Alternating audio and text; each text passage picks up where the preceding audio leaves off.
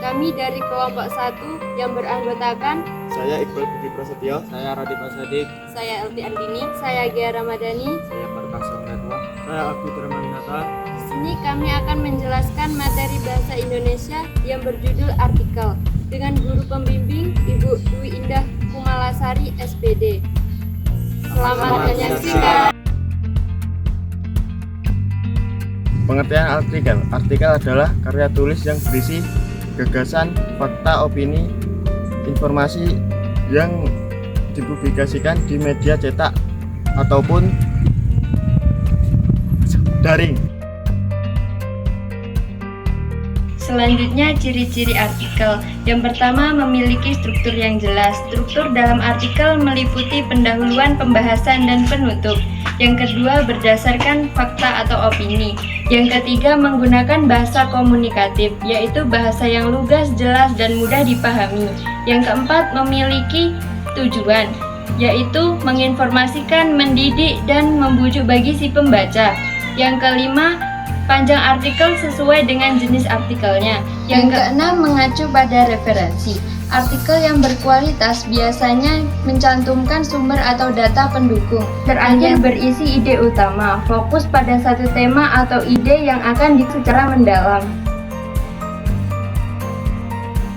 Selanjutnya, jenis-jenis artikel. Yang pertama, narasi. Narasi merupakan jenis artikel yang isinya menceritakan tentang rangkaian peristiwa secara sistematis mulai awal, tengah, hingga akhir. Di dalam narasi terdapat tokoh, konflik, dan penyelesaian. Contoh artikel narasi adalah autobiografi, biografi, dan kisah pengalaman. Yang kedua, deskripsi. Sesuai namanya, deskripsi adalah jenis artikel berupa karangan yang menggambarkan suatu hal kepada pembaca. Dengan begitu pembaca seolah-olah merasakan, melihat, dan mendengar dari isi teks deskripsi tersebut. Yang ketiga yaitu eksposisi. Artikel eksposisi merupakan jenis artikel yang menjelaskan atau memberikan informasi terhadap suatu topik yang tujuannya untuk menambah wawasan para pembaca. Umumnya artikel ini meliputi gambar, grafik, dan informasi pendukung lainnya. Yang keempat yaitu argumentasi.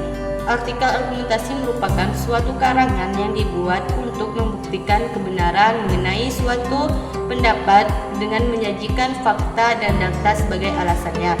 Artikel ini pada umumnya terdapat data, opini, dan fakta yang menjadi pendukung opini.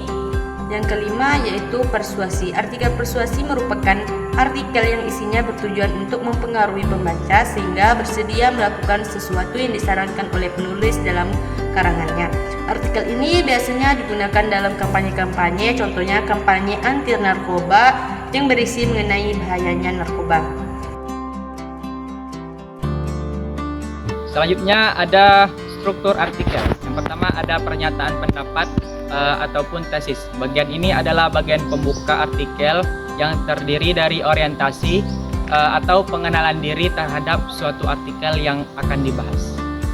Yang kedua ada argumentasi. Bagian ini memuat tentang penjelasan-penjelasan pokok yang akan dibahas secara tuntas dan kupas secara faktual dan informatif. Yang ketiga itu ada pernyataan ulang.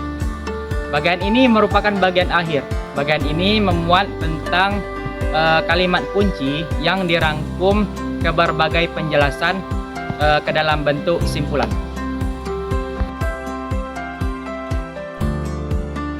Baik, selanjutnya adalah manfaat artikel bagi pembaca. Yang pertama yaitu memberikan informasi yang akurat dan terkini. Dua, yaitu mampu menyelesaikan masalah dan menjawab pertanyaan. Yang ketiga yaitu memberikan hiburan dan edukatif. Yang keempat yaitu mampu mengambil keputusan yang baik dan tepat, dan lain sebagainya. Selanjutnya, tujuan atau manfaat yang didapatkan oleh penulis artikel sebagai berikut. 1. Sarana untuk menyampaikan gagasan. 2. Sarana untuk berpikir secara sistematis. 3. Sarana publikasi. 4. Sarana untuk menguraikan atau membahas pokok masalah yang telah ditentukan oleh peneliti.